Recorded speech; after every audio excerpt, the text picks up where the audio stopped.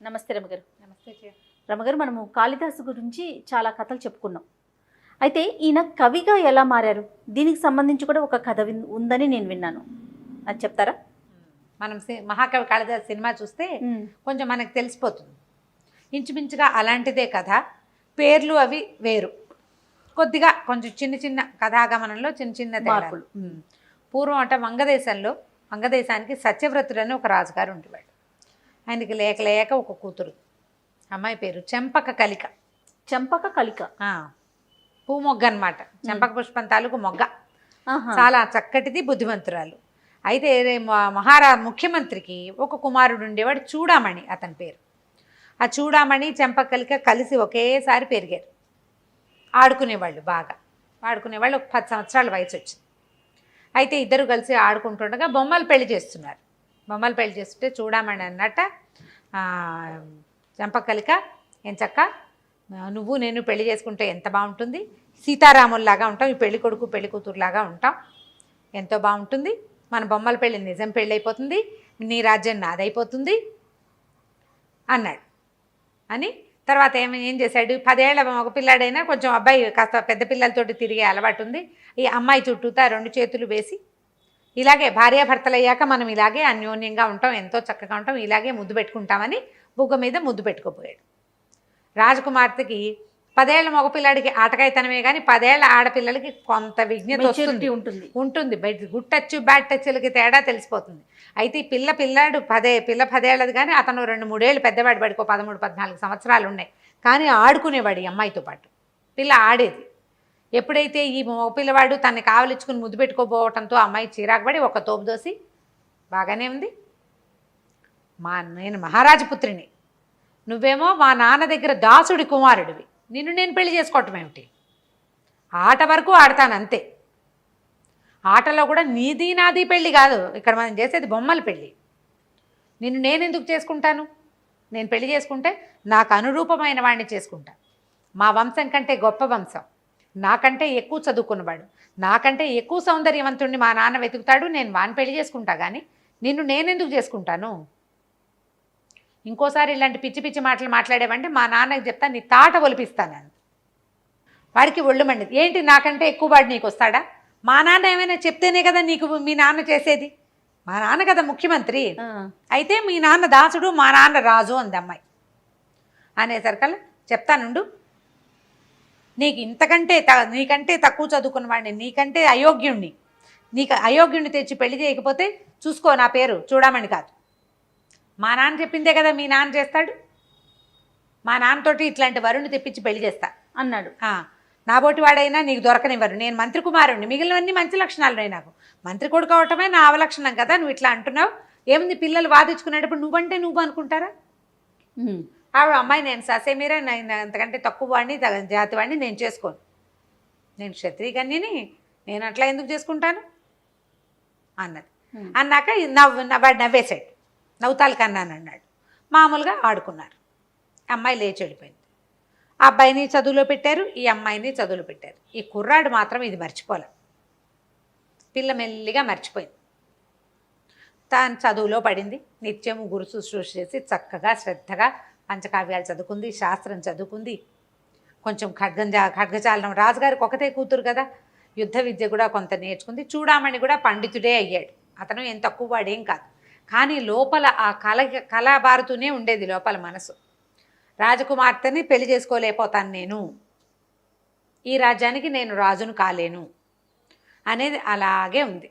అయితే చెంపక కలిక పెద్దదైంది తర్వాత అమ్మాయికి వివాహయోగ్యమైన వయసు వచ్చింది. అంటే 17-18 సంవత్సరాలు వచ్చినాయి. ఇప్పుడు పెళ్లి చేద్దాం అనుకున్నారు.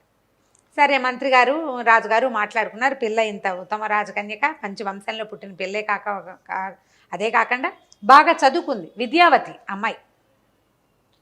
ఈ విద్యావతి లేదా విద్యాధరి పేరుతోటి మనం సినిమాలో చూస్తాం. చెంపక కలిక ఆ పుస్తకం ప్రకారం ఆవిడ కాదు పేరు, అది పిల్ల చాలా చదువుకున్న పిల్ల కదా, అంచేత అనురూపమైన వరుణ్ణి వెతకాలి అనుకున్నారు.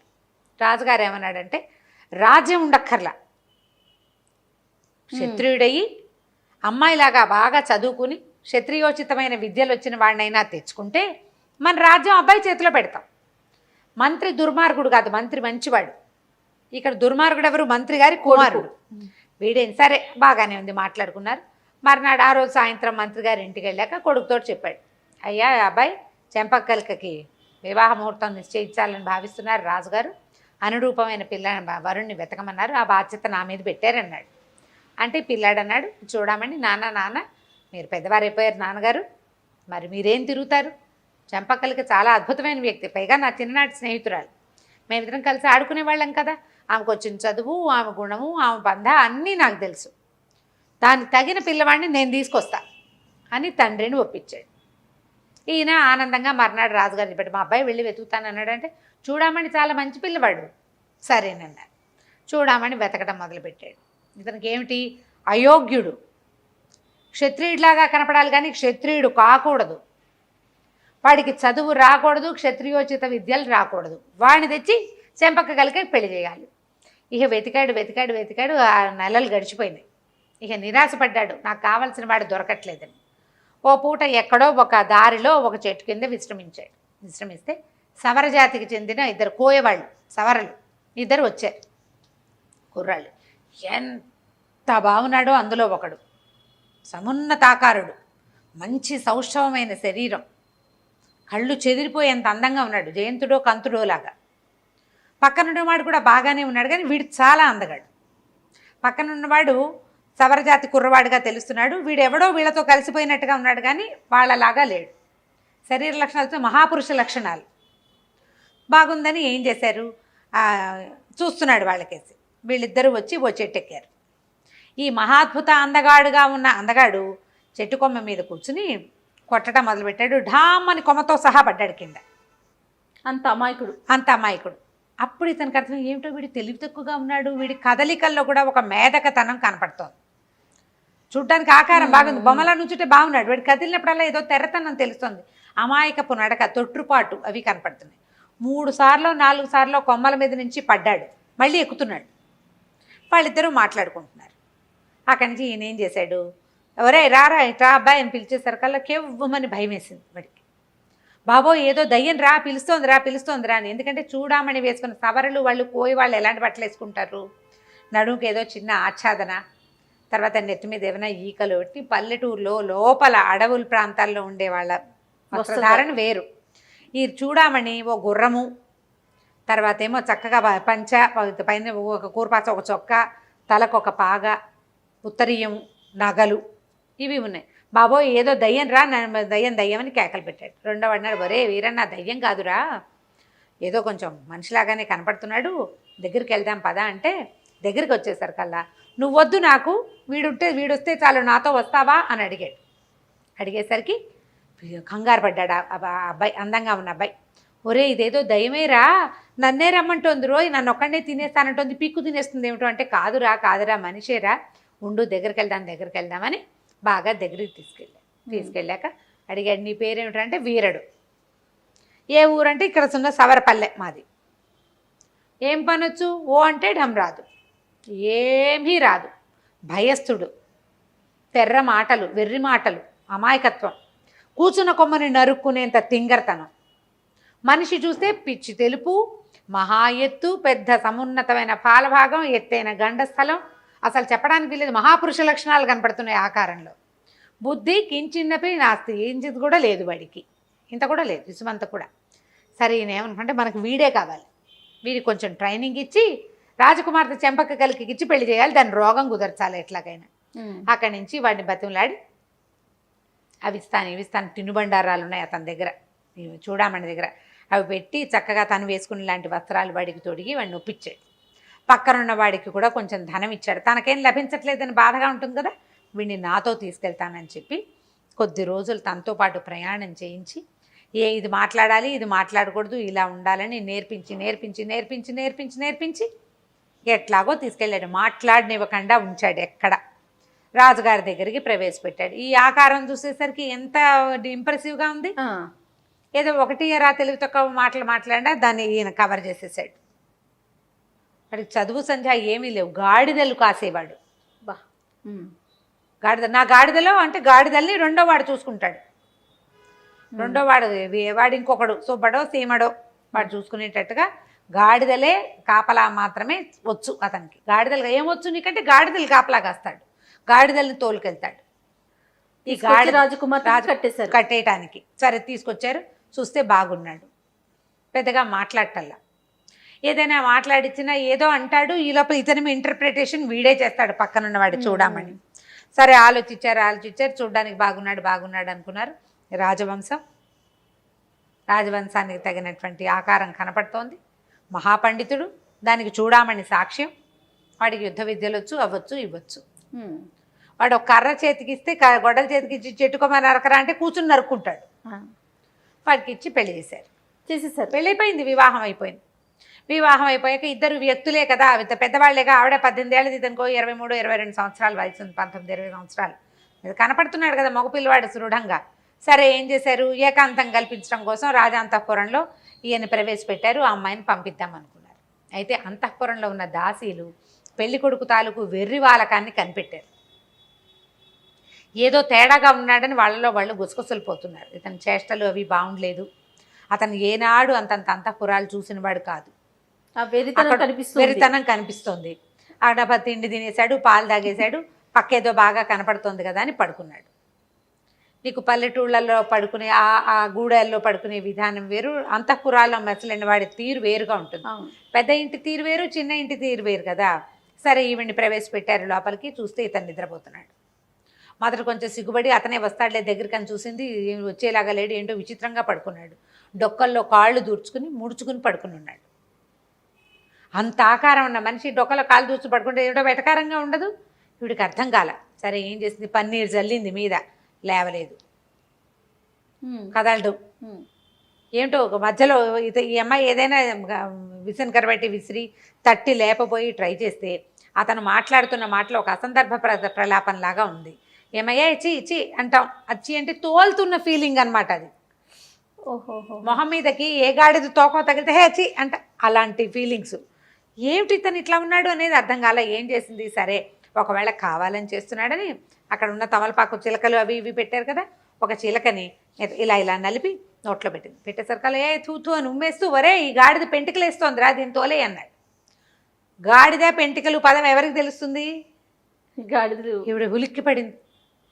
అసలు అర్థం కాల ఆమెకి. ఏమైనా చూసరికల్లా బెదిరిపోయాడు. దయ్యం అన్నాడు. ఒక నిమిషం ఆగి సర్దుకున్నాడు, ఇది పెళ్లి కూతురు అని తెలిసి. అమ్మ ఏం చేస్తుంది, వీడికి ఏమీ రాదు, మాట్లాడడం మొదలు పెట్టేసరికల్లా వీడికి సంస్కృతం రాదని, నువ్వేం చదువుకున్నావంటే ఏం చదువుకోలేదు, ఏం చేస్తావంటే గాడిదలు కాస్తా చెప్పేశాడు. నువ్వు ఎక్కడి నుంచి వచ్చావంటే అడవిలో వాడికి కనపడ్డా వాడు నన్ను తీసుకొచ్చాడు. చూడామని చిన్నప్పుడు అన్న మాటలు మర్చిపోయింది. అమ్మాయి గుర్తు కూడా లేదు, వాడంత పని చేస్తాడని అనుకోలే. చివరికి అదే పని చేశాడు. అయ్యో నా దౌర్భాగ్యం, నాకు ఇట్లా వచ్చిందే, నేను ఇప్పుడు ఏం చేయను. అక్కడి నుంచి ఇది బాధ్యత. కానీ ఆకారం చూస్తే మాత్రం ఇది కోయ జాతిలో పుట్టినట్టు ఆకారం కాదు. సాముద్రిక లక్షణాలు, ఉత్తమ సాముద్రిక లక్షణాలు ఉన్నాయి అతని దగ్గర. మనిషి చాలా బాగున్నాడు. సరే నువ్వు ఎక్కడి నుంచి వచ్చావు, నువ్వు సవరలోనే పుట్టావా, మీ అమ్మ ఎవరు, మీ నాన్న ఎవరు అంటే, నేను సవరల దగ్గరే పెరిగా, కానీ నేను వాళ్ళకి పుట్టలేదు, వాళ్ళు నన్ను ఎక్కడి నుంచో తెచ్చారు. నీకెవరు చెప్పారంటే, ఒకసారి ఒక సోదమ్మ అడగటానికి మా ఇంటికి వచ్చింది. సోదమ్మాయి వచ్చింది, మా అమ్మ మా సోదమ్మాయి మాట్లాడుకుంటున్నారు, అప్పుడు నేను విన్నా అన్నాడు. ఏం మాట్లాడుకున్నారంటే, ఈ కుర్రాడు వచ్చాక మీ సంగతి బాగుందా అని అడిగింది. మా సంగతి బాగుంది, మా గుంపులో ఎప్పుడు ఏమీ నష్టాలు జరగలేదు, గాడిదలన్నీ పిల్లలు పెట్టాయి, బోళ్ళని గాడిదలైనాయి అని చెప్పింది మా అమ్మ. మాలాగానే ఒక బాపన కుర్రాడు, ఇంకొక మా గుంపులాగానే ఇంకో గుంపులో కూడా బాపన కుర్రాడు దొరికాక వాళ్ళ జీవితాలు బాగున్నాయని చెప్పింది అని చెప్పాడు. అంటే ఇతను ఒక బ్రాహ్మణ యువకుడు అవ్వడానికి అవకాశం ఉంది. ఎక్కడో పిల్లవాడు దొరికాడు వాళ్ళకి, వాళ్ళు తెచ్చి సవర్గూడెంలో పెంచారు. వాళ్ళతో పాటు పెరిగినప్పుడు అమాయకుడో మేధకుడో ఆ పడిపోయిన సమయంలో ఎక్కడో తల్లిదండ్రుల నుంచి తప్పిపోయాడు. తలకి తగిలిన దెబ్బలో జ్ఞానం లేదు. ఈ అమ్మాయి ఏమనుకుంది అయితే ఏడ్చింది. ఏడ్చేసరికల్లా నువ్వు ఎందుకు ఏడుస్తున్నావు అన్న. ఏం చేయను, నేను చాలా చదువుకున్నాను, నీకు ఒక్క ముక్క విద్య లేదు, నీతోటి నేనేం చేయను, ఈ రాజ్యం అంతా నీ చేతిలో పెట్టాడు నా తండ్రి అని ఏడ్చింది. విద్య లేదా, నాకెందుకు విద్య లేదు అన్నాడు. నువ్వు కింద జన్మలో ఎవ్వరికీ పెట్టుండవు విద్యని, నీకు విద్వాంసుడు అయ్యి నువ్వు ఎవరికి చదువు చెప్పుండవు, అందుకే నీకు ఈ జన్మలో అవిద్య వచ్చేసింది, అజ్ఞానంతో ఉన్నావు నువ్వు. విద్యాదానం చేయని వాడు ఇలా అయిపోతాడు, విద్య లేదు నీకు, ఈ విద్య లేని వాడితోటి నేను ఎట్లా ఉండాలి, నేను ఇంత విద్యావతిని అని బాగా ఏడిస్తే ఎట్లా వస్తుందో చెప్పు, నాకు ఆ విద్య ఎట్లా వస్తుందో చెప్పు అని ఆమెను కుదిపి అడిగాడు. అడిగితే ఈవిడేమంది, తపస్సు చేయాలి, దానికి ప్రార్థించాలి, ఈ ఊరికి ఆ రామాడల దూరంలో కాళికా అమ్మవారి విగ్రహం ఇది ఉంది, దేవాలయం ఉంది, అక్కడ కాళీచరణ్ అని, అక్కడ కాళీప్రసాద్ అని ఒక గురువుగారు ఉన్నారు, ఆయన దగ్గరికి వెళ్ళి ప్రార్థించు, ఆయన ఏదైనా ఒక ఉపాయం చెప్తాడేమో. నువ్వు ఏదో బ్రాహ్మణ జన్మ ఎత్తావు, ఇక్కడ పెరిగావు, మళ్ళీ నీకు ఒక క్షత్రియ కుటుంబంలో ఉండేందుకు అవకాశం లభించిందంటే ఏదో ఉంది ఒక తాళం, ఇదేమో చూడు అని ఏడ్చేసరికల్లా ఆయనకి ఏమనిపించింది, వాడికి ఇది చక్కగా ఉంది అందగత్తె, ఎంత బాగుంది, చెప్పిందిగా ఏదో చెప్పిన పని చేస్తాడు, చూడమని చెప్పిన పని చేశాడు. ఈ అమ్మాయి చెప్పిన పని చేయటానికి అమాయకుడు, ఎవరు గట్టిగా మాట్లాడితే వాళ్ళ మాట వింటాడు. చాలామందిని చూస్తాను చూడండి. అప్పుడు ఇతని విద్య కోసం అక్కడ కాళీప్రసాదుడి దగ్గరికి వెళ్ళేసరికల్లా ఈ కాళికాదేవి దేవాలయం ఎంతో బాగుంటే ఆయన ఏమన్నాడు, నాయన ఏమీ లేదు, కాళీ మంత్రం నీకు ఉపదేశిస్తా చెప్పాడు. మీరు చెప్తే ఏమని చెప్పాడు, వెళ్ళి విద్య విద్య విద్య విద్య అదే అడుగుతున్నాడు, వేరే మాటలేదు. ఆయన తన జ్ఞాన దృష్టితోటి జరిగింది తెలుసుకుని కాళికా మంత్రాన్ని ఉపదేశించి కూర్చుని ప్రార్థించు, అమ్మ దయ ఉంటే నీకు ఏమైనా లాభిస్తుంది అని చెప్పాడు. 3 రోజుల పాటు కూర్చునే ఉన్నట్ట, మూర్ఖ భక్తుడు. అయితే ఈ కాళీ అమ్మవారు ఈ నగరానికి రక్షక దేవత. ఆవిడ ఏం చేసేది, సాయంకాలం అయ్యేసరికల్లా చీకటి పడంగానే నగర సంచారానికి వెళ్ళేది, దేవాలయంలోంచి కదిలి వెళ్ళేదట బయటికి. కదిలి వెళ్తే 3వ రోజు, మొదటి రోజు చూశాడు అమ్మవారు వెళ్ళటం రావటం చూశాడు, 2వ రోజు చూశాడు, 3వ రోజు రాత్రి ఆమె వెళ్ళంగానే దేవాలయంలోకి వెళ్ళి తలుపేసుకుని కూర్చున్నాడు లోపల. తెల్లవారుసామున సంచారం ముగించుకుని అమ్మవారు వస్తుంది, నగర సంచారం చేస్తాయి దేవతలు. మనం ఇట్లా కొన్ని చోట్ల చూస్తాం, మనం వరంగల్ భద్రకాళి అమ్మవారు నగర సంచారానికి వెళ్తారంట, కామాక్షి అమ్మవారు వెళ్ళేదని అవును వింటాం, మధుర మీనాక్షి వెళ్తుందని అలాంటి కథలు వింటుంటాం కదా. ఈవిడ కూడా అట్లా సంచారానికి వెళ్తుంది. సరే చీకటి పడి తెల్లవారుతోంది, ఆవిడ తిరిగి వచ్చింది ఆలయానికి. తిరిగి వస్తే తలుపు తీయలేదు. ఎవడరా అని హుంకరించింది, గర్జించింది అమ్మవారు. నా ఆలయంలోకి వెళ్ళి తలుపు వేసుకున్న వాడు ఎవడు, తలుపు తీయమంది. విద్య విద్య అంటున్నాడు కానీ తలుపు తీయటల్లా. ఆవిడ బెదిరించింది, అయినా సరే తలుపు తీయల. తలుపు తీస్తే వెళ్ళాలి లోపలికి, ఆవిడ తలుపులు పగలగొట్టుకుని వెళ్ళకూడదు, కొన్ని పద్ధతులు ఉంటాయి అక్కడ. అక్కడి నుంచి ఏమంది ఈవిడ, వెంటనే వాడి ఇదేంటో తెలుసుకుని ఈ మూఢభక్తుడిని చూసి, ఒరే ఓ పని చెయ్యి, ఈ తాళం పెట్టే కుంచకోల ఉంది చూడు, ఆ కోల నుంచి నీ నాలిక బయట పెట్టని చెప్పింది. దేవాలయం తలుపుకి తాళం బీగం పెట్టి తిప్పడానికి ఉంటుంది కదా, ఆ సందులోంచి నాలిక బయట పెట్టాడు. పెడితే అమ్మవారి త్రిశూలం ఎత్తి దాంతో ఆ 3 ఇవి ఉంటాయి కదా బీజాక్షరాలు రాసింది. ఈ కథ ఇట్లా ఉందన్నమాట. ఈ బీజాక్షరాలు రాసేసరికల్లా ఆ వెంటనే అతనికి జ్ఞానం వచ్చేస్తానమాట. ఆ బుర్ర లోపల మూసుకుపోయి ఉన్న ఎన్ని కిటికీలో తెరుచుకున్నాయి ఒకేసారి, మహాద్వారాల కింద అవి నలకంత ఉంటాయి కదా, అవన్నీ ఒక్కసారి జ్ఞానప్రసాదం వచ్చేసిందనమాట వాటిల్లోకి. ఆ తలుపులు తీశాడు, మహోగ్ర రూపంగా ఉన్న కాళికాదేవిని చూశాడు. చూసి మహాద్భుతంగా ఒక కవితా ఝరితోటి సంస్కృతంలో అమ్మవారిని ప్రార్థన చేశాడు. అదే శ్యామలా దండకం అనుకుంటాం. మాణిక్య వీణాముపలాలయంతి శ్లోకాలు అవి శ్యామలా దండకం. ఈ కనపడుతున్న స్వరూపం కాళీ స్వరూపం ఆకుపచ్చటిది, అదే నల్లటిది శ్యామస్వరూపం. శ్యామ అంటే గ్రీన్ అని బ్లాక్ అని 2 అర్థాలు ఉన్నాయి. మనం శ్యామల సాధారణంగా మరకత మణులతో చేసినటువంటి శ్యామల స్వరూపాన్ని చూస్తాం, గ్రీనిష్గా ఉండే బ్లాక్ అన్నమాట. ఆవిడని ఇప్పుడు మొదట చూసింది ఎవరు, ఈయనకి చక్రం మొహం మీద రాసింది, నాలుక మీద రాసింది సంహారక శక్తి ఆవిడ, కాళిక కదా.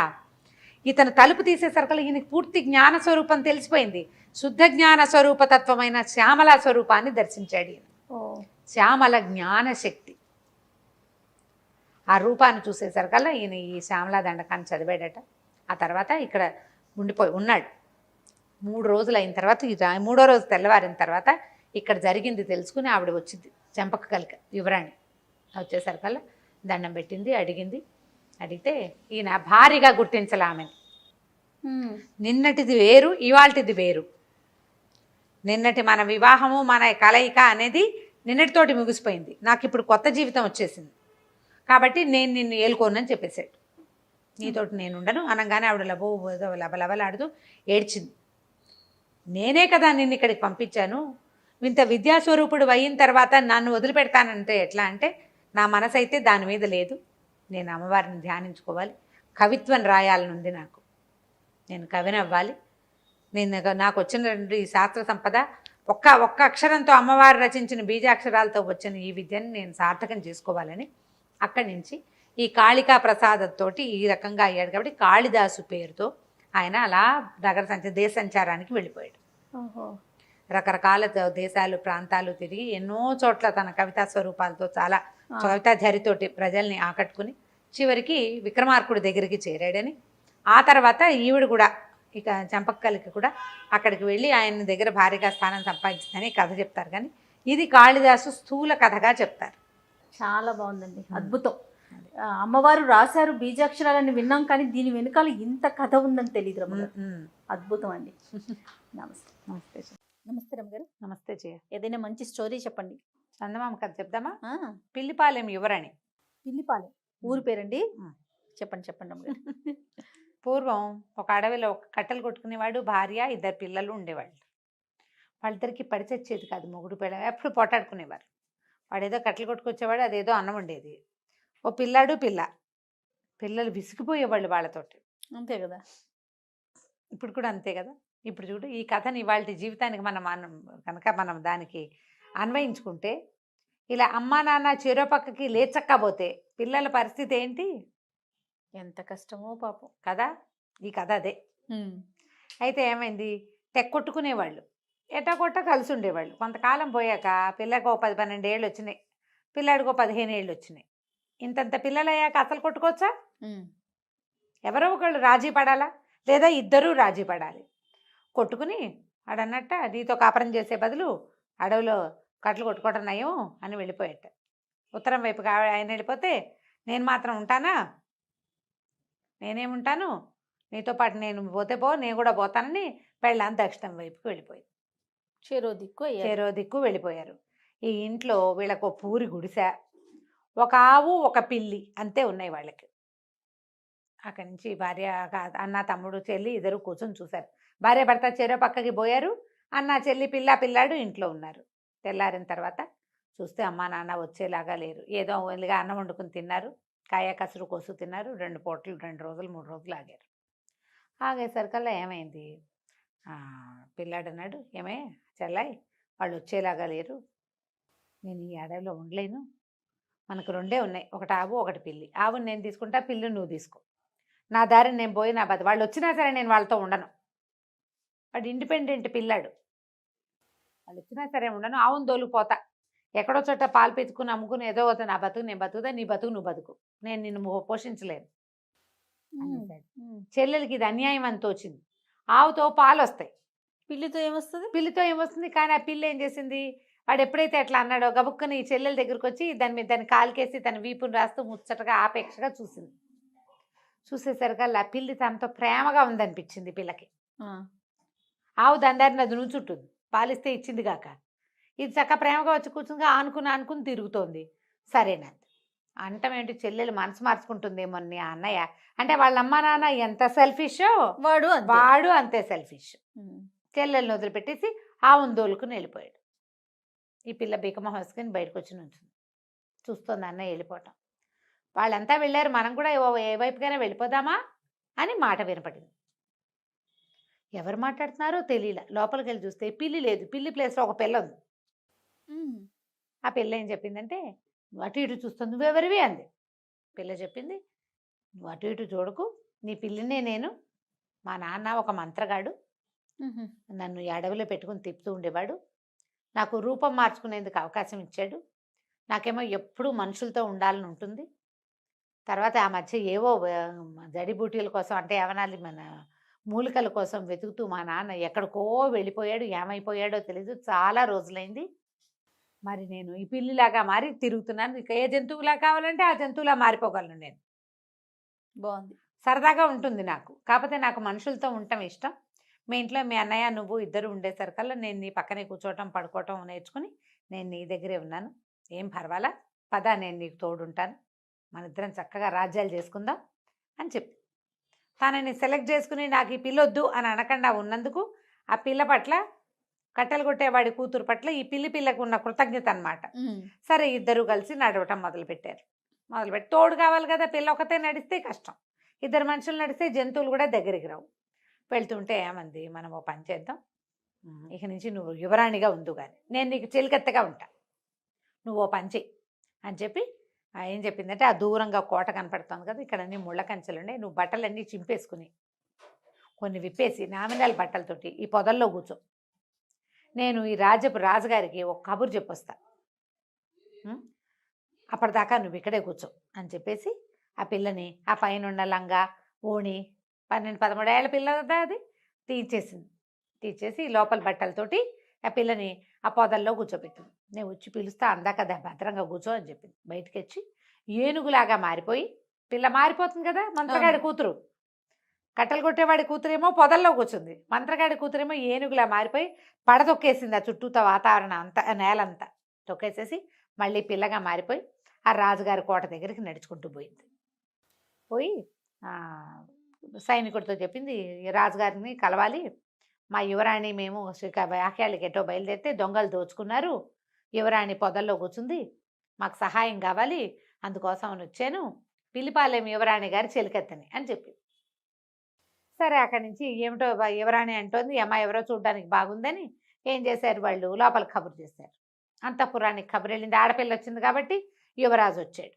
ఏమిటి అంటే, పిలిపాలెం యువరాణి గారండి, మేమేమో ఎక్కడికో బయలుదేరేసరికి దొంగలు దోచుకున్నారు, చాలా అతి కష్టం మీద పారిపోయాం, మా జనం అంతా కకావికలై పారిపోయారు, ఎవరెటు పోయారో తెలీదు, నేను యువరాణి మిగిలిపోయాం, వాళ్ళు బట్టలు లాగేశారు, ఈ లోపల మేము వీరోచితంగా యుద్ధం చేసి తరిమేశాము, పిల్ల మాత్రం మా యువరాణి మాత్రం పొదల్లో ఉండిపోయింది, సహాయం చేయండి అంటే రాణింది, అయ్యో యువరాణిట ఆడపిల్ల అట ఎట్టా పొదల్లో ఉంటుంది, సరే కొన్ని బట్టలు తీసుకెళ్ళండి, రాజోచితమైన బట్టలు తీసుకెళ్ళండి, నువ్వు వెళ్ళి మాట్లాడిరా అని కొడుకునిచ్చి పంపించు. యువరాజు వచ్చి చూసి, అబ్బో ఇదేదో చాలా పెద్ద యుద్ధం జరిగింది, నాడు ఏనుగు తొక్కేసింది కదా, ఏనుగు తొక్కిడేటా ఉంటుంది, చాలా పెద్ద యుద్ధం జరిగింది, బోలంత పెద్ద యుద్ధం జరిగిందండి, మా వాళ్ళు కొంతమంది చనిపోయారు కూడా, మిగిలిన వాళ్ళు వాళ్ళని మోసుకుపోయారు అన్నది. సరే బట్టలు తీసుకెళ్ళి యువరాణి, ఈ అమ్మాయి ఏం చేసింది, మీరు ఇక్కడే ఉండండి నేను వెళ్తానని బట్టలు పుచ్చుకుని ఆ పొదల లోపలికి వెళ్ళి అక్క అని కేకేసి బట్టలు వేసేసుకో అని చెప్పి మంచి బట్టలు తొడిగించింది. పిల్ల కొంచెం చూడ్డానికి బాగుంటుంది, 13 ఏళ్ల పిల్ల అంటే కొంచెం నైస్ ఉన్నబడిపోయింది అప్పటికే పిల్ల, బట్టలు వేసేసుకో, నువ్వెవరైనా అడిగితే పిల్లిపాలెం యువరాణినని చెప్పు. కట్టెలు కొట్టేవాడి కూతురి భయం వేసినమ్మో, యువరాణిలాగా ఉండటం ఏమిటే నీ దుంపదేగా, నాకు తెలీదే అట్లా ఎట్లా ఉండాలంటే, ఏం పర్వాలా నువ్వు ఎలా ఉంటే అలా ఉంటే, మా ఊళ్ళో అంతే అని చెప్పు, పిల్లిపాలెంలో అంతే అనాలి అని చెప్పింది. అంతే. అక్కడి నుంచి బయటికి తీసుకొచ్చింది. యువరాజు ఆశ్చర్యపడిపోయి, ఎంత బాగుంది అని, ఇంతకీ మీరు ఎక్కడికి బయలుదేరారు అనగానే పిల్ల ఏడవటం మొదలుపెట్టింది. ఎక్కడికి బయలుదేరారో ఏం చెప్తుంది, వెంటనే ఈ చెలికెత్తుంది మంత్రగాడి కూతురు, అది అందుకొని ఇప్పుడు ఏం అడగద్దండి, చాలా డిస్టర్బ్ అయిపోయింది యువరాణి, దిగులు పడిపోతుంది, అసలు ఇంటికి వెళ్ళే దారి కూడా ఆవిడే మర్చిపోయింది, నేను మర్చిపోయాను, కొద్ది రోజులు స్థిమితపడినామండి, నేను నిదానంగా కనుక్కుంటాను, నేను చెప్తాను మీకు అన్నది. అనగానే ఈయన ఏం చేశాడు, ఓ పల్లకి తీసుకొచ్చారు, యువరాణిని అందులో కూర్చోబెట్టారు, మంత్రగాడి కూతురు చెలికెత్త కదా పక్కన నడుచుకుంటూ పోయింది. లోపలికి వెళ్ళారు. వెళ్ళిన తర్వాత సరే కొంచెం ఈ అమ్మాయి పద్ధతులు కొన్ని వాళ్ళవి వింతగా ఉండేవి, మా ఊళ్ళో అంతే అనేది.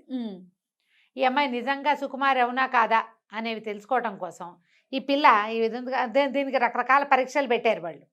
ఈ మంత్రగాడి కూతురు ఉంది కదా, అది ఈగలాగానో దోమలాగానో పీలికలాగానో ఎలాగోలాగా చిలకలాగానో మారి యువరాణి చుట్టుపక్కలే ఉంటూ కాపాడు, ఇగో అది తినబోక, అది రాణులు తినేది కాదు అని చెప్తుంది అనమాట. ఒక స్వీట్లు చేశారు, అది ఇక్కడ అంటే కొంతమంది రాజులు తినకూడని పదార్థాలు కొన్ని ఉంటాయి కదా, ఆ పిల్ల అవి తినేది కాదు, ఇది చిలక రూపంలో కూర్చుని అది తినద్దు అని దీనికి వినపడేలాగా చెప్పేసేది.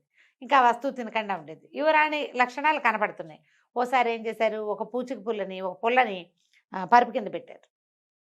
మర్నాడు పొద్దున్నే రాణిగారు అడిగింది, అమ్మ రాత్రి నిద్ర బాగా పట్టిందంటే, ఏమోనండి మంచ కింద పరుపు కింద ఏదో రోకలి బండ ఉన్నట్టుంది, ఎంత గుచ్చుకుందో, ఆ పక్కకి ఈ పక్కకి పడిపోతూనే ఉన్నాను, రాత్రి అంతా నిద్రే పట్టలేదంటుంది. అమ్మో పిల్ల చాలా సుకుమారి, యువరాణులు అలా ఉంటారు. అట్లా మెల్లిగా ఫిక్స్ అయింది. కొంచెం అమ్మాయి నవ్వుతూ మామూలుగా మాట్లాడుతుండే సరికల్ మీ ఊరు ఎక్కడ అని పీడించడం మొదలుపెట్టారు. అడుగుతారు కదా, అడిగేసరికి ఈ అమ్మాయేమో ఒకరోజు ఏడ్చింది. ఆ పిల్ల మంత్రగాడి కూతురు దగ్గర, వస్తే ఇట్లా చేసావు, వీళ్ళేమో మీ ఊరు ఎక్కడ, మీ కోట ఎక్కడ, మీ కోట ఉందా పదా మీ కోటకు అంటున్నారే, ఇప్పుడు ఎట్లాగే అంటే ఏం పర్వాలా, మన కోట కూడా ఒకటి ఏర్పాటు చేస్తాను. 2 రోజులు భద్రంగా ఉండు, అలవాటైంది కదా, ఉండు నేను చూసొస్తానని అది పోయింది అటు ఇటు, అది చిలకలాగా మారి అటు ఇటు వెతుక్కుంటూ వెళ్తే ఈ ఊరికి రాజుగారి కోటకి ఒక 5 ఆమడల దూరంలో ఒక పురాతనమైన కోట ఒకటి ఉంది. దాని చుట్టూ అన్ని పల్లెటూళ్ళు ఉన్నాయి. ఈ కోటలో ఏంటంటే రాజులు ఎప్పుడో పోయారు, పాడుపడింది కోట, కొంచెం పాతబడింది, పాడు కాదు పాతబడిపోయింది. ఎవరూ లేకపోయేసరికల్లా ఆ కోటలో ఒక రాక్షసి దాన్ని ఆకట్టుకుని ఉంది. అదేంటంటే రాత్రిళ్ళు అక్కడ ఉంటుంది, పగళ్ళు ఉండదు. బయటికి వెళ్ళేటప్పుడు తలుపేసుకెళ్తుంది, తన తలుపు తీసుకుని లోపలికి వచ్చి తెచ్చుకున్న పదార్థాలు పెట్టు తిని తెల్లవార్లు పగలల్లా పడుకుంటుంది. రాత్రి అయ్యేసరికి బయటకు వెళ్తుంది. 2 పూటలు అక్కడ కాపలా కాసి ఈ చిలక రూపంలో ఉన్న ఈ మన మంత్రగాడి కూతురు ఈ కథ అంతా తెలుసుకొని ఏం చేసింది, ఎప్పుడైతే ఈ రాక్షసి బయటికి వెళ్ళిందో అది లోపలికి పోయి ఆ గడి లోపల నుంచి వేసేసుకుంది. తెల్లవారుజాము అయ్యేసరికల్లా రాక్షసి ఆహారం తెచ్చుకుంటుంది, దానికి ఎండ పడదు. పగలు నిద్రపోపైనా ఈ లోపల ఉంటుంది, ఎండ రాకుండా చూసుకుని ఉంటుంది అనమాట.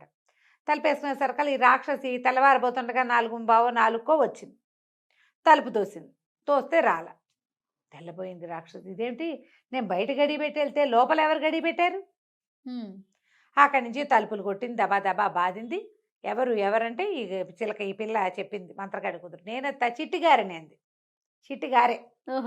చిట్టిగారులు అంటే ఎంత ఉంటాయో, చిట్టిగారంటే వసే చిట్టిగారే నువ్వుటే, ఎందుకే లోపలికి వెళ్ళావు, తలుపు ఎందుకు వేసావే, తీవే ఎండొచ్చేస్తుందే అని కేకేసింది. ఎండ రావడానికి ఏముంది లేదు, నా సంగతి వినవా, నా కథ విన్నాక తలుపు తీస్తా. సరే ఏమిటి కథ అంటే, నేనేమో మొదట పప్పుని, నేను గింజని, నన్ను దంచారు, చెరిగాక నానబెట్టారు, తర్వాత పొట్టు తీశారు, ఆ తర్వాత రుబ్బారు, రుబ్బి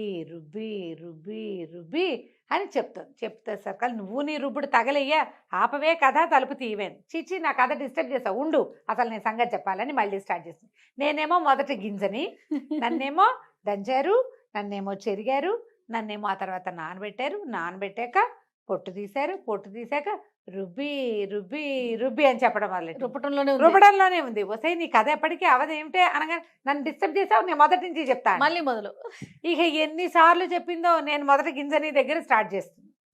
ఈ లోపల ఏమైంది, ఓ పక్కన అదేమో ఎండాకాలం, శీతాకాలం అయితే సూర్యుడు నిదానంగా వస్తాడు, మంచి ఎండాకాలంలో ఏమవుతుంది, రావడం వెలుగొచ్చేస్తాం, సూర్యుడు రావడం మొదలెట్టేసరికి కేకలు పెట్టింది, అరిచింది, బతిమాలింది, భంగపడింది. ఏం చేసినా వసే చిట్టుగారే తలుపు తీవే, బంగారు పిల్లవు కదా నువ్వు, నీకు కనకపు సింహాసనం చేయిస్తానే, లోపల బోళ్ళని వజ్రాలు వైడూర్యాలు ఉన్నాయి అవన్నీ ఇస్తానే, తలుపు తీవే అని బతిమలాడి చచ్చిన ఆ కోట తలుపు మాత్రం తీయలేదు. ఇంతలో బాగా సూర్యుడు కనపడేసరికల్లా ఈ నుంచున్న రాకాసంతా ఇట్లా కరిగి ప్రవహించేసి ముద్దలా తయారైంది, బూడిదైపోయింది. అది ఎండ పడితే బతకదు. పూర్తిగా గొడవ బయట సందడంతా సమసిపోయాక అప్పుడు తలుపు తీసి చూస్తే ఇంకేముంది, మొత్తం పెద్ద బూడిద గుట్టుంది. ఇదేం చేసింది, లోపల నుంచి చెంబులతో బిందెలతో నీళ్లు తెచ్చి మొత్తం నీళ్ళన్నీ దిమ్మరించి ఆ బూడిదంతా తడిపేసేసి మట్టిలో కలిపేసేసి బార్లా తలుపు తీసి పెట్టింది కోటకి. అక్కడి నుంచి కోటలో అక్కడక్కడ ఉన్న రకరకాల గంటలు అవి ఇవి వెళ్లాడేసి ఉన్నాయి, లోపల బోల్డ్ అంత సంపద ఉంది. ముందున్న సంపదే కాకుండా ఈ రాకాసి ఏర్పరిచి పెట్టిన సంపద కూడా బోల్డ్ అంత ఉంది. అంటే అది బయటికి వెళ్ళి చుట్టుపక్కల ఉన్న గ్రామాలు ఉన్నాయి కదా, దానికి ఆనుకుని దాంట్లోకి ఎవ్వరూ రావటం లేదు, రాక్షసు వల్ల. రాకాసి భయం ఉంటుంది కదా, అందరికీ పోయి చెప్పొచ్చింది. ఈ పిలిపాలెం అని కోటకు పేరు పెట్టాం, పిలిపాలెం యువరాణి గారు పెళ్లి చేసుకోబోతోంది, మీరంతా తలా ఒక పని చేసి కోటంతా శుభ్రం చేయండి, మీ యువరాణి వస్తే మీ జీవితాలు బాగుపడతాయి అని ఊళ్ళో అందరికీ చెప్పింది. గంటలు మోగుతున్నాయి కాదు, లోపల ఒక గుడి కూడా ఉంది, ఆ గుడి తలుపు తీసి ఆ గుడిలో గంటలు కూడా కొట్టింది. అక్కడి నుంచి ఊళ్ళో జనం అంతా వచ్చిపడి మొత్తం కోటంతా శుభ్రం చేస్తారు. యువరాణి వస్తుంది, ఆ వారసులు ఎవరో ఉన్నారు, వారసురాలు వస్తుంది, అందుకని అంతా శుభ్రం చేశారు, ఎక్కడొక్కడ సరి చేశారు. ఈ అమ్మాయి కొంచెం దగ్గరుండి అది పని చేయించింది. ఆ ఊళ్ళో ఒక పెద్ద మనిషికి నగలు నాణ్యాలు ఉన్నవన్నీ, ఇవన్నీ మీ యువరాణి సంపద, మిమ్మల్ని బాగా చూసుకుంటుందని చెప్పి వాడి చేతులు పెట్టింది. అక్కడి నుంచి చిలకలాగా మారి ఎగురుకుంటూ వచ్చేసేసి మంత్రగాడికి, అదే మన కొట్టలు కొట్టేవాడి కూతురు చెప్పింది, నువ్వు పిలిపాలెం యువరాణివి, నీకు పిల్లిపాలెం కోట కూడా సిద్ధమైంది, నీకు వచ్చిన భయమేమీ లేదు, మీ ఇల్లు ఎక్కడ అంటే తీసుకెళ్ళి చూపిద్దాం, పెళ్లి చేసుకుంటానంటే చేసుకుంటూ కానీ అన్నది. ఇంతలో రాజకుమారుడి పిల్లని చేసుకుంటానన్నాడు. ఈ అమ్మాయికి తెలుసు రాజకుమారుడు ఎంతసేపు వచ్చి చూస్తూ ఉండేవాడు. అబ్బాయిలు చూసే చూపులు ఆడపిల్లలకు తెలియకుండా ఉండవు. చేసుకుంటానంటే రాజు రాణి అన్నారు. ఒరే పెళ్ళైతే మనకు దొరికింది, బాగుంది, చెలికత్తుంది, వాళ్ళ ఇల్లు వాకిలి ఊరు వాడు మనకేమీ తెలియదురా అంటే, ఈ పెళ్ళబోయి ఏం చెప్పిందంటే, ఎందుకు తెలియదండి, ఇక్కడికి 5 ఆమడల దూరంలో ఉంది, మేము షాకు గురై మర్చిపోయాము, ఇప్పుడు గుర్తొచ్చింది. గుర్తొచ్చింది, మా దారి మా రోడ్ అంతా బాగున్నాయి, కావాలంటే ఎవరైనా పంపించండి, మీ చిన్న అబ్బాయిని పంపండి, తీసుకెళ్ళి చూపిస్తానని రాజుగారి చిన్న కొడుకుని వెంటేసుకుని తీసుకెళ్ళి చూపించింది. కోటలో మరమ్మతులు జరుగుతున్నాయి, పెళ్లికి సిద్ధమవుతుంది, కొంత మటుకు శుభ్రపడిపోయింది, చక్కగా ముత్యాల తోరణాలు, లోపల పెద్ద గుడి. ఇన్ని చూసేసరికల్లా రాజకుమారుడు ఆశ్చర్యపోయాడు. ఓ ఇదంతా మీ యువరానిదేనంటే, కావాలంటే నాది కూడాను, మేమిద్దరమే దీనికి వారసులమని చెప్పి చెప్పేసరికల్లా వాడి ఇంటికి పోయి, అమ్మ దీన్ని పెళ్లి చేసుకుంటాను నేను, వాళ్ళది పెద్ద కోట అని చెప్పంగానే రాణిగారు సంతోషించి, పెద్దమ్మాయినే మంత్రగాడి కాదు కట్టెలు కొట్టేవాడి కూతురునేమో పెద్ద కొడుకి, మంత్రగాడి కూతురునేమో చిన్న కొడుకి పెళ్లి చేసి ఈ పిల్లిపాలెం యువరాణిని ఆవిడ చెలికత్తని పిల్లిపాలెనికి పంపించారు. చక్కగా కోటను సొంతం చేసుకుని హాయిగా ఉన్నారు. ఇది ఒక ఇంగ్లీష్ కథకి అనువాదం నేను అనుకోవటం. ఒక అబ్బాయికి పిల్లి దొరుకుతుంది, ఆ అబ్బాయితో పిల్లి ఏం చేసింది, క్యాట్ ఇన్ పుస్సీ ఇన్ బూట్సో ఏదో కథ ఇలా రాశారనమాట. ఇంచుమించు 69 ఆ ప్రాంతంలో రాయబడిన కథ. ఓకే, టైటిల్ చాలా బాగుంది. ముందు పిల్లిపాలెం యువరాణి. రైట్ రమ్మగారు, నమస్తే. నమస్తే రమ్మగారు. నమస్తే జయ. ఏదైనా ఒక మంచి కథ చెప్పండి రమ్మగారు. నాగరికుల కథ ఒకటి చెప్తా. నాగరికులు. ఏది నాగరికత, ఏది అనాగరికత? నాగరికత అంటే కల్చర్డ్గా ఉండటం కదా. జనరల్గా కల్చర్ అంటే ఏం చేయాలి? సాధారణ అర్థం మనం పైనున్న మన ముందు తరాల నుంచి మనం నేర్చుకొని దాన్ని ఫాలో అవటం, మంచిని మంచిగా చెడుని చెడుగా స్వీకరించడం, అలా బిహేవ్ చేయటం. ఓకే, చాలా ఉంటాయి. ఈ కల్చర్డ్గా బిహేవ్ చేయటం అంటే చక్కగా మంచి బట్టలు వేసుకోవటము, జనాలందరికీ అర్థమయ్యేలాగా నచ్చేలాగా ఒక పాలిష్డ్గా ఉండటాన్ని కల్చర్డ్గా ఉండటం అంటారు. అంతే. ఆ పాలిష్డ్గా ఏవేవో బూతులాడేసి పిచ్చి భాష రస్టిక్ లాంగ్వేజ్ మాట్లాడితే కల్చర్లెస్ బ్రూట్ అంటాం. నాగరికత లేదు కదా. ఏది నాగరికత అనేది ఎప్పుడూ డౌట్గానే ఉంటుంది మనకి. రస్టిక్ లాంగ్వేజ్ మాట్లాడే వాళ్ళని కల్చర్లెస్ అంటే, రస్టిక్ లాంగ్వేజే కల్చర్గా ఉన్న వాళ్ళు కొన్ని జాతులు ఉంటాయి. అవును, వాళ్ళ కల్చర్ అదే. కొన్ని పర్టికులర్ పదాలు వాడకపోతే వాళ్ళు కల్చర్ ఉన్న వాళ్ళుగా కూడా భావించలేకపోతాం. అవును, వీళ్ళు ఈ రాష్ట్రం వాళ్ళు కాదేమో అనిపిస్తుంది, ఈ ప్రాంతం వాళ్ళు కాదేమో అలా కూడా అనిపిస్తుంటుంది. కానీ అయినా కూడా మనకు ఒక ప్రత్యేకమైన పద్ధతులు ఉంటాయి. అవును, లాంగ్వేజ్ ఎట్లా ఉన్నా, మన బట్టలు ఎట్లా ఉన్నా మనకి కొన్ని ప్రత్యేకమైన పద్ధతులు ఉంటాయి. ఈ ప్రత్యేకమైన పద్ధతుల కల్చర్లో ఇతరులని గౌరవించడం, అవసరం అయితే తప్ప చెయ్యకూడని పనులు కొన్ని ఉంటాయి కదా. ప్రపంచాన్ని ఇతరులని గౌరవించడం, వాళ్ళ ప్రాణాలు, వాళ్ళ ఆరోగ్యము, వాళ్ళ వస్తువులు, వాళ్ళవే అలా ఉండటం చాలా అవసరం. అవును. ఈ నాగరికత మీద ఒక ప్రత్యేకమైన కథ ఉంది, భలే ఇంట్రెస్టింగ్గా ఉంటుంది. తప్పకుండా. పూర్వం ఒక రాజుగారు ఉండేవారట. యాక్చువల్గా ఇది సుల్తాన్ల కథ, నేను ఆ పేర్లు గుర్తుపెట్టుకోలేక చెప్పటం లేదు. అయితే ఈ రాజుగారికి కూతురు ఉంది ఒకటి. ఈయనకి చుట్టుపక్కల రాజ్యాల మీదకి వెళ్ళిపోయి రాజ్యకాంక్ష, ఇంకా ఏదో పెద్దదిగా చేసేయాలి సామ్రాజ్యాన్ని అని కోరిక. కూతురు అత్యాశ అనేది అమ్మాయి. ఎందుకంత ఆశ? మనకి ఇంత పెద్ద రాజ్యం ఉంది, ఇది చాలు, దీన్ని సుభిక్షంగా చేయి, వీళ్ళని బాగా ఉంచాలి, నువ్వు ఎప్పుడు ప్రాణాల పైకి ఇచ్చేసి అక్కడెక్కడికో వెళ్ళి ఎవరినో ఎందుకు? అత్యాశ. అంటే ఈ రాజు అనేవాడు ఇలా చేయవలసిందేనని రాజుగారు అనేవాడు. కూతురికి నచ్చేది కాదు. అయితే పిల్లకి యుక్త వయసు వచ్చింది, పిల్ల చిన్నప్పటి నుంచి అవే భావాల్లో ఉంది. ఇప్పుడు యుద్ధం అంటే ఏమిటి? యుద్ధం ఈజ్ = మరణం. అంతే. ఎవరో ఒకళ్ళు కొంతమంది చచ్చిపోతే కానీ అవతల ఉన్న ఆస్తి వీడి సొంతం అవ్వదు కదా. పెద్ద పెద్ద యుద్ధాలు కాకపోతే చిన్న చిన్నవి, ఓ స్థలం కావాలి మనకి, వాడు మనము కొట్టుకుంటాం, వాడి తలైనా పగలాలి, మన తలైనా పగలాలి, వాడి తల పగిలితే స్థలం అందవుతుంది, చివరికి ఆస్తి ఈజ్ = తల పగలటం. అంతే. అంతే కదా. ఎవరో ఒకళ్ళు మోసపోవాలి లేదా దెబ్బతినాలి. ఆ అమ్మాయికి నచ్చేది కాదు. ఇక అట్లా కంటిన్యూ అయ్యింది. కొంచెం 18 ఏళ్ళు అలా వచ్చాక అమ్మాయికి ఈవిడ వచ్చింది, పెళ్లి చేద్దాం అనుకున్నారు. ఆ అమ్మాయి ఏమందంటే, నేను స్వయంవరం చాటించండి, నాకు స్వయంవరమే నేను నా అంతటి నేను వరిస్తానంది. వాళ్ళ ఇంట్లో పెద్దగా లేదు, కానీ ఆయన అపచెల్లెళ్ళకి వాళ్ళే సంబంధాలు చూశారు. కానీ ఆయన ముందు తరాల్లో ఉన్న మేనత్తలు వాళ్ళు స్వయంవరాలేట. అందుకని సరే చేద్దాం అనుకున్నాడు. అయితే ఈ అమ్మాయి ఏమందంటే, స్వయంవరం అంటే నేను ఊరికే అబ్బాయిలు అందచందాలు చూసి తీసుకోను, నేను ఒక కథ చెప్తా, కథకిలో ఒక ప్రశ్న ఇస్తా, ప్రశ్నకి సరైన సమాధానం చెప్పిన వాడినే నేను వరిస్తాను. ఓహో. ప్రతి వాళ్ళు ఈ ప్రశ్న ఇస్తుందంటే ఏం అడుగుతుందో ఏం చెప్తుందోనని చాలామంది తప్పించుకున్నారు, స్వయంవరం చాటిచ్చారు. రాజకుమారి వేసే ప్రశ్నకి సమాధానం చెప్పగలిగే రాజకుమారుడు ఎవరైనా ఉంటే ఆ అమ్మాయిని వివాహం చేసి ఆస్తి ఇస్తాము అని. ఎవరు రాల. కొంతకాలానికి పొరుగు దేశంలో ఉన్న ఒక రాజకుమారుడు, సమరసింహుడో ఏదో, ఈ అమ్మాయి లావణ్యవతి, ఆయన సమరసింహుడు వచ్చాడు. వస్తే సరే అమ్మాయి సరే కథ చెప్తాను, సభాసదులందరి మధ్యలోనే కూర్చున్నారు. అమ్మాయి కూడా కొంచెం అంతఃపుర కన్య కాబట్టి ఏదో చిన్న దీని లాంటిది వేసి ఆడ కూర్చోబెట్టారు. కూర్చోబెడితే అమ్మాయి కథ చెప్తుంది, అందరూ వింటున్నారు, రాజుగారు అందరూ వింటున్నారు. ఏం చెప్పిందంటే, పూర్వం ఒక సుల్తాన్, ఒక రాజు ఉండేవాడు. ఆయన చాలా యుద్ధాలు చేసి చాలా రాజ్యాలని కొల్లగొట్టాడు, చాలా రాజ్యాలని సొంతం చేసుకున్నాడు. ఈ క్రమంలో ఆయన కొంచెం ఆటవిక జాతులు ఉన్న రాజ్యాల వైపు వెళ్ళాడు. వాళ్ళల్లో ఒక ప్రత్యేకమైన రాజు ఒక ఆయన ఉండేవాడు, ఔగ్రిస్ లాంటిది ఏదో ఒక చిత్రమైన పేరు, ఆటవిక రాజు. అతను వీళ్ళకి లొంగల. ఇప్పుడు కొన్ని రాజ్యాలు జయించేసరికల్లా వాటికి దగ్గరలో ఉన్న రాజ్యాల వాళ్ళకి ఈ గోలంతా ఎందుకు, లొంగేమో అని చెప్పేస్తే సరిపోతుందని వాళ్ళంతటి వాళ్ళు దిగిపోతారు. గొడవకి దిక్కండానే మీ తాలూకు గొప్పతనాన్ని మేము ఒప్పుకుంటున్నాము అని. అలా ఒప్పేసుకున్న వాళ్ళు కొంతమంది ఉన్నారు. ఇతను ఈ ఆటవిక జాతికి చెందిన రాజు మాత్రం ఒప్పుకోకపోతే చాలా యుద్ధం చేశారు. వాళ్ళకి ఏంటంటే చాటు నుంచి, అడవుల చాటు నుంచి విషపు బాణాలు వేయటం వాళ్ళ పంధ.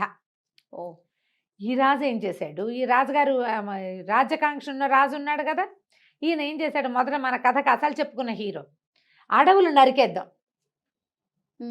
అడవి ఖాళీ చేసుకుంటూ వెళ్దాం, వాళ్ళకి దాక్కునేందుకు ప్లేస్ లేదు. ఇప్పుడు ఓ మాటు నుంచి ఒక పొల్ల వేయాలంటే వాడికి మాటు చాటు ఉండాలి కదా, దాన్ని లేకుండా చేద్దామని తామున్న దగ్గర నుంచి అడవి కొట్టుకుంటూ వచ్చేసారు. అడవి మొత్తం ఖాళీ అయిపోయింది, బంజరు బయలు వాళ్ళ ఇళ్ల దాకా వెళ్ళిపోయింది. వీళ్ళు యుద్ధం చేయాలి, అడవి నరికేయటమే వీళ్ళ పని. దాంతో ఆ బంజరులో వాళ్ళు యుద్ధం చేయలేకపోయారు. వాళ్ళకి చాటు నుంచి యుద్ధం చేసే ఆటవిక జాతి పద్ధతి అదే, సింహాల్ని పుల్లుల్ని కూడా కొట్టేస్తారు వాళ్ళు. లేళ్లను వేటాడటం వాళ్ళ అలవాటు కదా, వేట ఎప్పుడు చేయగలుగుతారు, బాహుబాహవి సినిమాల్లో లాగా యుద్ధాలు చేయరు వేటల్లో. వేట అంటే ఏమిటి, దూరం చూడకుండా అవి మనల్ని చూడకుండా మాటున దాగి వేయటమే వేట.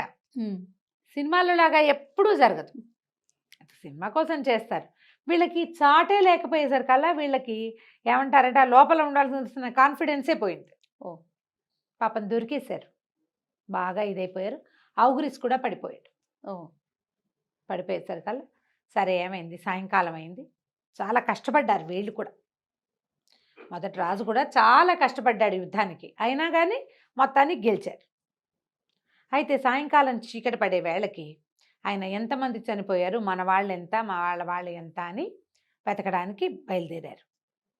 ఈయన కొంత సైనికులు, తర్వాత ఏమో సైన్యాధిపతి, ఆయనకు సలహాదారులు ఇద్దరు సాదా బట్టల్లో వెళ్తుంటే శవాల మధ్యలో ఒక భయంకరమైన నల్లటి ఆకారం ఎత్తుగా ఉన్నవాడు ఒకడు ఉన్నాడు.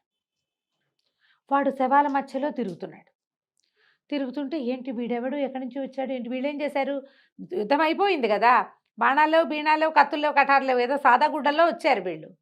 మామూలుగా యుద్ధము ఎవరినైనా ఎదుర్కోవాలంటే ఒక కత్తి డాలు ఒక కవచము కావాలి కదా, కొంచెం తెల్లబోయారు, భయపడ్డారు కూడా. అయితే సైన్యాధ్యక్షుడు ఏం చెప్పాడంటే, అట్లా కాదు ప్రభు, ఇదంతా ఆటవిక ఇది కదా, ఇక్కడ నరమాంస భక్షకులు కొంతమంది ఉన్నారు, వీడెవడో ఆ జాతికి చెందినవాడు. అంటే వీళ్ళు వస్తుంటే అతను అటు ఇటు తిరుగుతున్నాడు కానీ వీళ్ళ వైపు చూడలే. అయితే రాజుకి అతన్ని మాట్లాడాలనిపించింది. అతనితో దగ్గరికి వెళ్ళి ఎవడెవరా నువ్వు అన్నాడు. మాంసం కోసం చూస్తున్నా అని చెప్పాడు.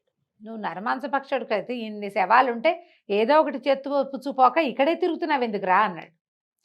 అంటే వాడు సమాధానం చెప్పాడు, అంటే ఎవరో చాలామందిని తినడానికి చంపి పడేసుకున్నారు, మరి వాళ్ళలో అది బతుకున్న వాడిని ఎవరినైనా కదా నేను చంపగలిగేది, వెతుకుతున్నాను అన్నాడు. అనేసరికి రాజు గర్వంగా అనేవాడు, వీళ్ళందరినీ చంపింది నేనే అన్నాడు. ఇందరినేం చేసుకుంటావు నువ్వు, ఒకడుంటే చాలదా నెల రోజులకి అని అడిగాడు. ఒక్కడిని నెల రోజులు. నెల రోజులు తింటే సరిపోతుంది. ఇంతమందిని ఏం తింటావురా, నువ్వు చూస్తే ఒక్కలు ముక్కలుగా ఉన్నావు. బక్కటివాడు రాజు సామాన్యంగా ఉంటాడు, వాడేమో అమ్మశక్తి ఉన్నట్టున్నాడు, వాడికి ఒక మనిషిని నెల రోజులు సరిపోతాడు అనేసరికల్లా రాజు అన్నాడు, నేను రాజ్యం పెంచుకోవడానికి చాలా ప్రయత్నం చేశానంటే పక్కపక్క నవ్వాడు నరమాంస పక్షుడు. నవ్వి వెళ్ళిపోయాడు. ఒక్క శవాన్ని కూడా తీసుకెళ్ళాల, నడిచిపోయాడు. వాడు నడుస్తుంటే భూమి అదిరిపోతోంది. వీళ్ళు 10 మందికి భయం కల్పించేంత ఉన్నాడు వాడు. ఒక్క శవాన్ని కూడా తీసుకోలే, ఓకే, నడిచి వెళ్ళిపోయాడు. ఈ అమ్మాయి అడిగింది రాజకుమార్తె, ఇట్లా వెళ్ళిపోయాడు. వెళ్ళిపోయాడు, ఎందుకు నవ్వాడు నరమాంస భక్షకుడు? సభలో పిన్ డ్రాప్ సైలెన్స్ అయిపోయింది. అందరికీ ఒక గుబులు. ఎలా? ఒక యుద్ధ భూమి, అన్ని చచ్చిన శవాలు, వాటి మధ్య ఒక నరమాంస భక్షకుడు, ఒక రాజు వాడిని ఎదుర్కోవటం. మాట్లాడారు కదా, ఫైటింగ్ చేయలే. ఈ ప్రశ్నకి ఒక రకమైన దిగులు వచ్చేసింది, గుబుల్లా వచ్చిందనమాట. ఆ రాజకుమారుడు చెప్పాడు, ఈ అమ్మాయిని పెళ్లి చేసుకోవడానికి వచ్చినవాడు. సహజమే కదా, నరమాంస భక్షకుడైనా వాడు ఆకలిస్తే ఒక్క ప్రాణిని చంపుతాడు. రాజు యొక్క ఈ అతి ఆకలి చూసి వాడికి నవ్వొచ్చింది. కరెక్ట్. ఇంతమందిని పొట్టను పెట్టుకుని ఏం చేస్తావు? తినడానికి కూడా పనికొచ్చేది కాదు కదా ఇది. అందుకని నవ్వాడు. నరమాంస భక్షకులకి కూడా ఒక నీతి, ఒక నియమము ఉంటాయి, రాజ్యకాంక్ష, ఒక సంస్కృతి ఉంటుంది వాడికి. దీనికోసం ఇది అని చంపాల్సి వస్తే ఆకలేసి ఆహారం దొరక్కపోతే మనిషినైనా చంపి తినాలి వాడు. అంతేగాని తోచక మనుషుల్ని చంపడు, ఆశకి మనుషుల్ని చంపడు. ఇదేమంటారు దీన్ని? అనాగరికులు ఎవరు ఇక్కడ? నాగరికత అంటే ఏమిటి? మంచి బట్టలు వేసుకోవటమా? మంచి బుద్ధిని కలిగి ఉండటం. ఎంత సంపాదిస్తే మనకు సరిపోతుంది? నరవంశ భక్షకుల కంటే ఎక్కువ కదా ఆస్తులు పెంచేవాళ్ళు. వాళ్ళే నయం మనకంటే. క్యానిబల్స్ చాలా నయం. ఈ ఆస్తులు పెంచి అక్కడ ఇక్కడ ఇక్కడ అక్కడ ఎందరో చావులు, ఎందరో దుఃఖానికి కారణమయ్యేటువంటి ఆస్తుల ఎక్వైరింగు, ఇంకా సామ్రాజ్యాల్ని పెంచుకోవాలన్న ధోరణి, అదే అనాగరికత. దాంతో యువరాణికి చాలా నచ్చింది. నేను పెళ్లి చేసుకుంటాను. యువరాణికి ఆ పక్క దేశపు రాజకుమారుడికి పెళ్లి చేశారు. ఆ తర్వాత ఇక రాణిగారి యువరాణి యొక్క తండ్రి ఏనాడు యుద్ధం పేరెత్తల. కూతురు ఆయనకి తెలియచేసేసింది, ఇది అనాగరికత. నీకు ఎవడైనా నీ మీదకి యుద్ధం వస్తే వాడి కోసం నువ్వు ఫైట్ బ్యాక్ చేయటం కోసమే నువ్వు సమాయత్తం చేసుకో. రాజ్యకాంక్షతోటి ఇంతమందిని చంపద్దు. నీ శక్తి చూపించు, చావులకి కారణం అవ్వకూడదు నువ్వు. ఎంత మంచి ఆలోచన చూడు. సూపర్. కథ కంచికి మనం ఇంటికి. చాలా బాగుంది రమ్మగారు, సూపర్. నమస్తే. నమస్తే. నమస్తే రమ్మగారు. నమస్తే జయ. రమ్మగారు, అక్బర్ బీర్బల్ స్టోరీస్ చాలా రోజులు అయిపోయింది. 2 చిన్న కథలు చెప్తాం. ఓకే. ఇవి చిన్న చిన్న విషయాలుగానే ఉంటాయి కదా. ఒకసారిట అక్బర్ గారు ఈ మన సభలో కూర్చున్నప్పుడు రకరకాల డిస్కషన్స్ వస్తాయి. ప్రతిసారి రాజ్యాంగాలే ఉండవు కదా. రాజ్యాంగము, మంత్రిత్వము, హడావిడేమి ఉండదు. ప్రజలంతా తీర్చి ఉంటారు. కొంతమంది ఏదో మాటామంతి ఎవరైనా ఒకళ్ళు మంచి వాక్యాలు చెప్తే దాని మీద డిస్కషన్లో పెడతారు. అయితే అక్బర్ గారికి ఒక విచిత్రమైన డౌట్ వచ్చిందట. ఆయన అలాంటివన్నీ చిక్కుగా ఉండే ఆన్సర్లన్నీ బీర్బల్ దగ్గర నుంచే ఎక్స్పెక్ట్ చేసేవాడు. ఆయన తన అరిచేతులు చూసుకుంటూ, బీర్బల్ ఎందుకో శరీరం అంతా వెంట్రుకలు ఉన్నాయి, అరిచేతుల్లో వెంట్రుకలు ఏమేమిటి నాకు అని అడిగాడు. సహజంగా అందరికి వచ్చాను మనం వినండోయి కదా. సరే, జనాలంతా చూస్తున్నారు కుతూహలంగా. ఏం చెప్తారు, ఏం చెప్పాలి? ఉండవండి, అందరికీ ఉండవు, మీకు లేవు అంటే ఆయనకి ఏమనిపిస్తుందో. నేను అందరూ ఒకటేనా అనిపించదు రాజుకి. మరి అయితే ఆ బీర్బల్ అన్నాడు, ఏముంది మహాప్రభు, జహాపన, మీరు అపరిమితమైన దాతృత్వం, మీకు ఎంత దానపరత్వం అంటే అందరికీ జనాలకి ఇచ్చి ఇచ్చి ఇచ్చి ఇచ్చి రాపిడికి అరిచేతుల వెంట్రుకలని రాలిపోయినాయండి మీకు. అవునా అన్నాడు. బీర్బల్ నీ అరిచేతులు చూపించు అన్నాడు ఆయన. బీర్బల్ అరిచేతులు చూపించాడు. 2 అరిచేతులు నీకు కూడా లేవు కదా అన్నాడు. నువ్వెవరికి ఇచ్చావు? ఇస్తే రాలిపోతాయి అన్నావు, నువ్వెవరికి ఇచ్చావు అనగానే తిప్పుకున్నాడు ఈయన. బాగా ఆలోచించి ఏమన్నాడు, అదేం జహాపన, మీరు ఇస్తే పుచ్చుకొని పుచ్చుకొని పుచ్చుకొని నా చేతులు అవన్నీ అరిపోయినాయండి, వెంట్రుకలు ఊడిపోయినాయి అన్నాక ఈ కూర్చున్న వాళ్ళందరినీ ఒక్కొక్కళ్ళ అరిచేతులు చూస్తున్నాడు రాజు. వీళ్ళందరివి ఎందుకు అరిగిపోయినాయి అన్నాడు. వీళ్ళలో చాలా మంది మీ దగ్గర పుచ్చుకున్నారు కదా, మీ ఎప్పటి నుంచి పుచ్చుకుంటున్నారు? మీ తాత తండ్రుల నుంచి. మీరందరూ దానపరులు, మేమందరం పుచ్చుకునే పరులము అంచేత ఊడిపోయినాయి.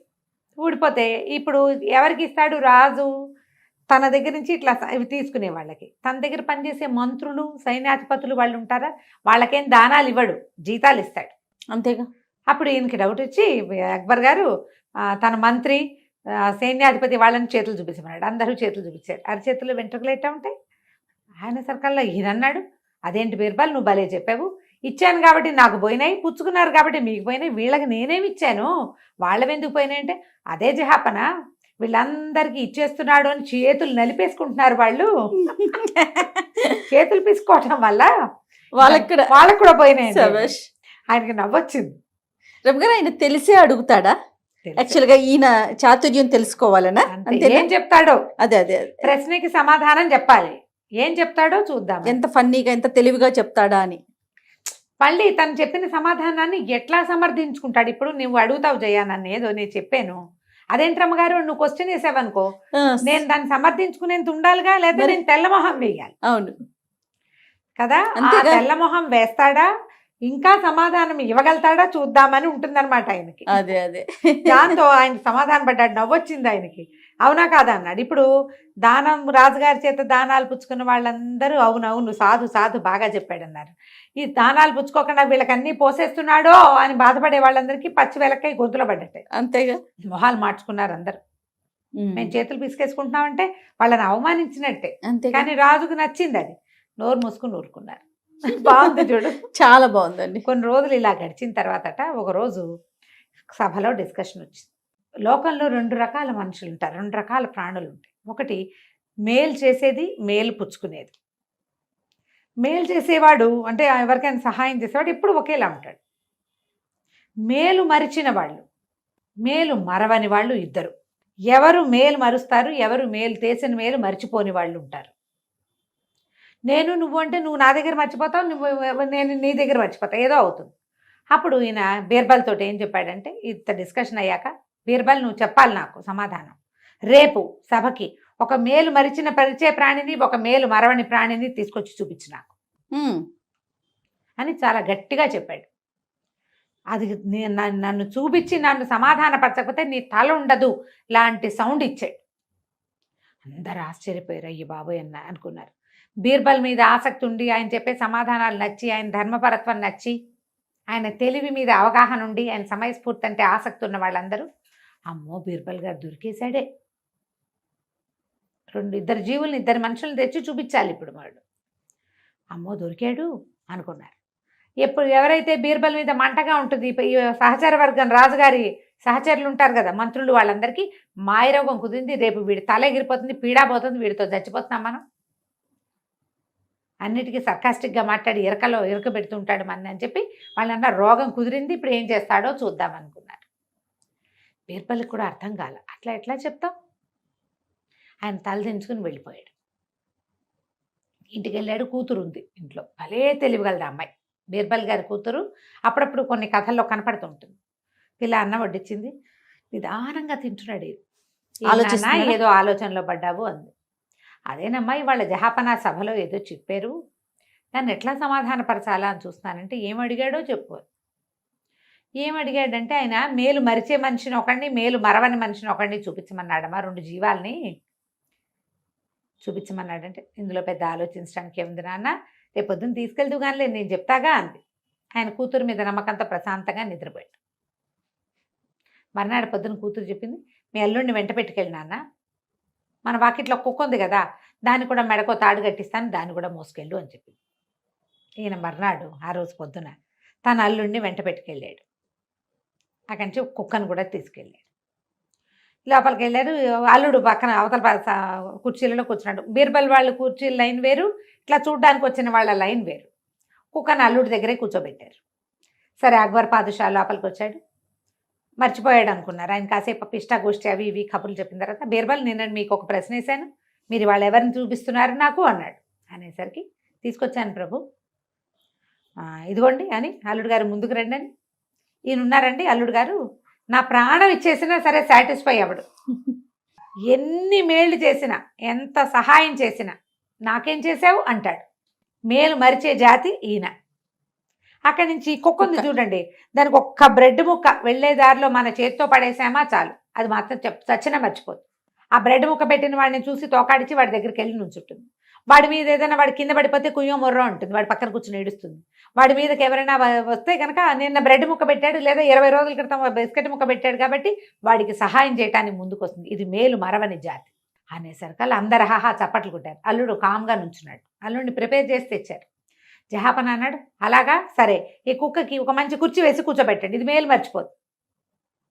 ఈ అల్లుడు నాడే వీడిని కొరతేయండి అన్నాడు.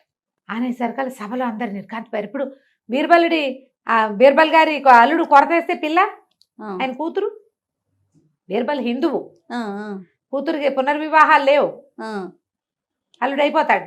అయితే ఈయనన్నాడు బీర్బల్, తప్పకుండా ప్రభు, మీరు ఒకింటల్లుడే, నేను ఒకింటల్లుడే. మరి అయితే అల్లుళ్ళందరినీ కొరతేయాలంటే మీరు నేను కూడా ఒకింటి అల్లుళ్ళమే, అల్లుడు జాతిని తీసేయాలి అనగానే ఆయన నవ్వొచ్చింది.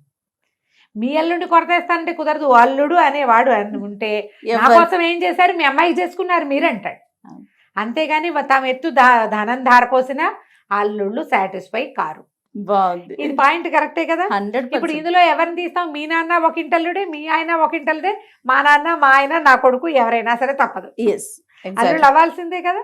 భలే తెలివిగలవాడండి, చాలా తెలివి. ఈ పాయింట్ చెప్పాక ఇక ఆయన సంతోషించాడు. ఇలాంటి మరిన్ని కథల్ని ఇంకెప్పుడైనా చెప్పుకుందాం. 2 చిట్టి కథలు చెప్పాను ఇప్పుడు నేను. చాలా బాగుంది. నమస్తే. నమస్తే.